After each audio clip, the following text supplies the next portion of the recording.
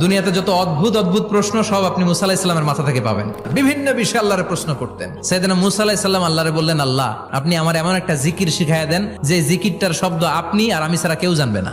দিনে রাতে সব সময় এই জিকির আমি করব, আপনারে ডাকবো, কিন্তু শর্ত হলো এই জিকিরটা জানবে শুধু আপনি আর জানবো শুধু আমি। আল্লাহ বললেন, মুসা পড়ো লা ইলাহা ইল্লাল্লাহ। মুসা আলাইহিস সালাম কয়, মাবুদ এটা তো জাতীয় জিকির, সবাই জানে। আমি তো চাইছি এক্সেলেন্ট একটা জিকির, কারো কাছে নাই, শুধু আমি জানবো আর আমি পড়বো। আল্লাহ বললেন, মুসা এই লা ইলাহাকে যদি এক পাল্লায় রেখে দাও, তাম বিশ্ব, 7 আকাশ 7 জমিনটারে তুলে যদি তুমি আরেক পাল্লায় রেখে দাও, লা রাজা